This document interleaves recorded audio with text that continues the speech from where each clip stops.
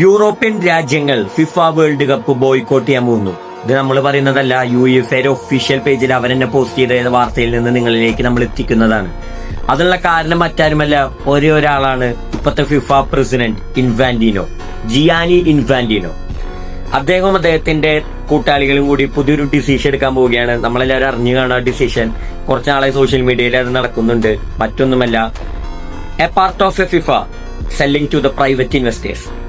അപ്പൊ ഇതിനെതിരെ ഇപ്പൊ യൂറോപ്യൻ യൂണിയനും യൂറോപ്യൻ നാഷൻസ് എല്ലാവരും ഒന്നിച്ചുകൂടി മുന്നോട്ട് കടന്നു വന്നിരിക്കുകയാണ്.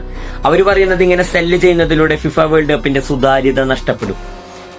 ഇങ്ങനെ ആ ഒരു പാർട്സ് വാങ്ങുന്ന ഇൻവെസ്റ്റേഴ്സ് തീരുമാനിക്കും പിന്നീട് എന്ത് നടക്കണം ഫിഫ വേൾഡ് കപ്പിൽ എന്നത്.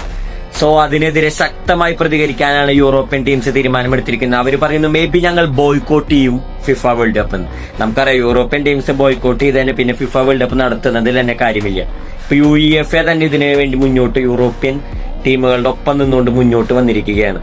അവർ പറഞ്ഞതിൽ കുറച്ചൊക്കെ കാര്യമുണ്ടെന്ന് എനിക്ക് തോന്നുന്നു. ഇപ്പോ ഇൻഫാന്റിനോയുടെ പ്ലാൻ പ്രകാരം എനിക്ക് തോന്നുന്നു കുറച്ചൊക്കെ ഓഹരി ട്രംപിന്റെ കുറച്ച് കൂട്ടാളികൾക്ക് വിൽക്കാനുള്ള പ്ലാനാണെന്നുണ്ട്, അമേരിക്കയിലുള്ള ബില്യനേഴ്സും ഒക്കെ മേടിക്കാൻ. സോ അവർക്ക് തീരുമാനിക്കാമല്ലോ വേൾഡ് കപ്പ് എന്ത് ചെയ്യണമെന്ന്.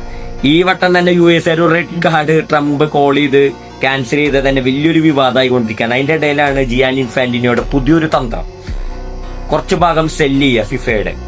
എന്താണ് അദ്ദേഹം ഉദ്ദേശിക്കുന്നത്? പ്രൈവറ്റൈസേഷൻ ചെയ്യാൻ ഇതെന്താ വല്ല ഗവൺമെന്റ് ഓഹരി എന്തെങ്കിലും? ഫിഫ ജെന്യൂനായി മുന്നോട്ട് പോകേണ്ട ഒരു സംഘടനയാണ് ഫിഫ.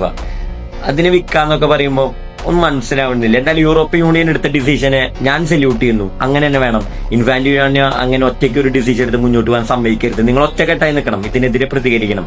കാരണം ഫിഫയുടെ ആ സുതാര്യത നഷ്ടപ്പെട്ട പിന്നെ ഫിഫ വേൾഡ് കപ്പാണ് ഒരു പൂച്ചക്കുഞ്ഞു പോലും ഉണ്ടാവില്ല എന്നതാണ് യാഥാർത്ഥ്യം. So let's wait and see ഇനി എന്താണ് ഈ വരും ദിവസങ്ങളിൽ സംഭവിക്കാൻ പോണേന്ന്. ഇവര് യൂറോപ്യൻ യൂണിയൻ ഒരു മീറ്റിംഗ് ഒക്കെ വിളിച്ചു കൂട്ടിയിട്ടുണ്ട്. അതിൽ ഡിസിഷൻ അവർ എടുക്കുമെന്നാണ് പറഞ്ഞിരിക്കുന്നത്. So let's wait for the decision.